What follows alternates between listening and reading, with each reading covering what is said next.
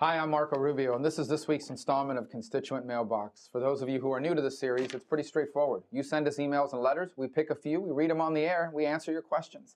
So we encourage you to write us, either by email or by letter, and who knows, yours may be the next one that we pick. So let's begin. This week I actually picked one topic like we did last week because we're getting so much email on it and so much traffic on it, and it's about Syria, and there's some differences of opinion. I have an email from John in Lake Mary who says this is the second email concerning the U.S. meddling in another country. I do not support your resolution providing material and technical assistance to the Syrian opposition. How would you react if Syria provided material and technical assistance to a rebel group in the United States? Please keep this in mind and do not become instrumental in getting us involved in another international and Mideast mess.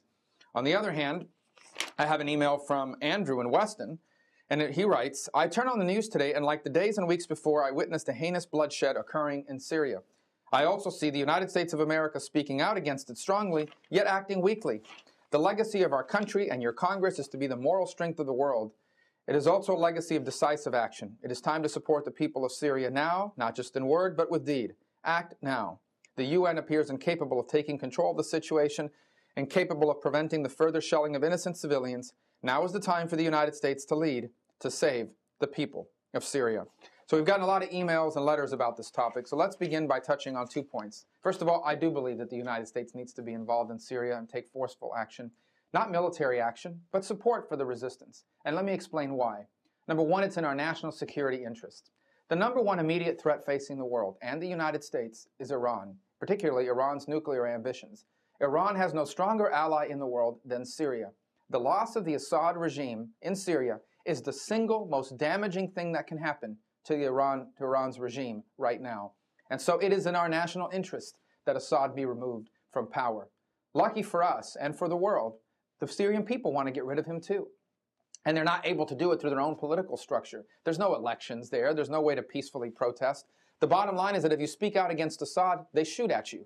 And so increasingly, rather than take it, the Syrian people are arming themselves in opposition. It's their right to do so. It's the way our nation started, by the way, standing up and taking arms up against an illegitimate government. And that's what Assad's government is. It's illegitimate.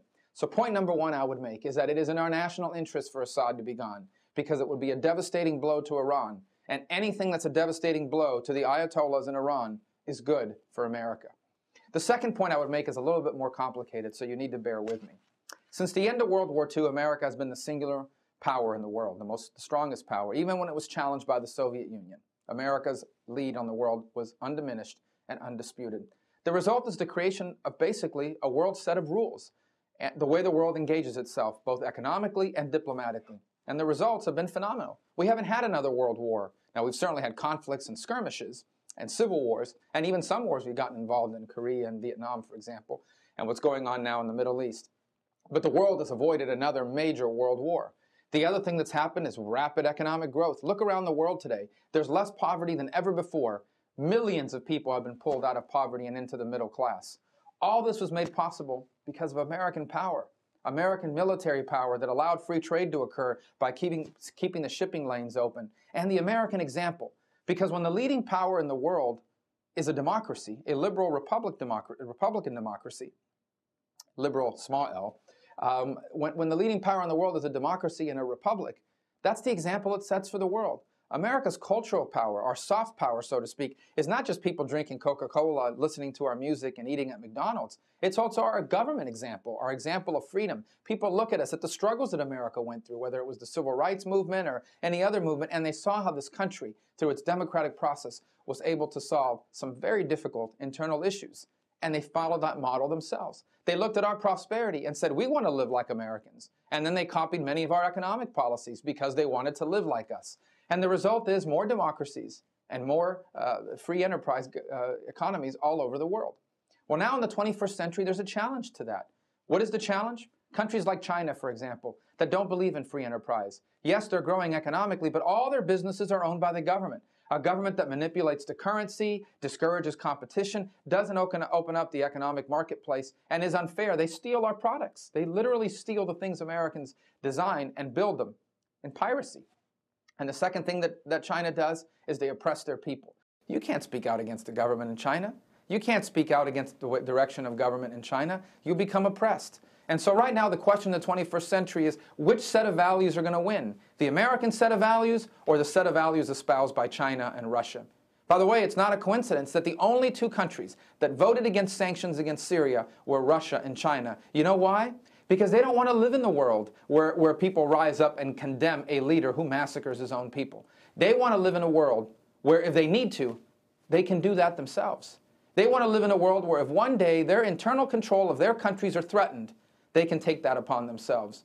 So the bottom line is this. I get it. I don't think the United States needs to be involved in another war.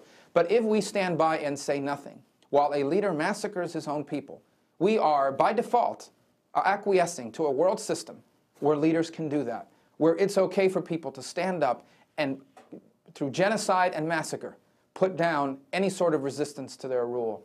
And if we live in a world like that, we've left our children a world much worse than the one that our parents left us, a world where America's economic progress and even our system of government, in the long run, may not even be sustainable. So those stakes are very, very high. We have to be involved and speak out when we see things like that. And when people around the world turn to America and say, you are America, you are the nation that says you stand for freedom, for liberty, for economic opportunity, for justice and human rights, we can't just close the door and say, leave us alone, we're too busy. We can say, yes, we're America, we have our own problems and we're going to focus on those. But if we can help you to fight for your own prosperity and for your own freedom, America always will. The day we stop doing that, we stop being the greatest country in the history of the world. Well, I want to thank all of you for your emails and your letters. I appreciate it very, very much. It's helpful to us to know what's on your mind. And I continue to encourage you to write us and email us. And you never know, maybe next week we're going to pick your letter to read on the air. Thank you so much for the opportunity to serve you here in Washington, D.C. May God bless our state of Florida. May God bless each of you. And may God always bless the United States.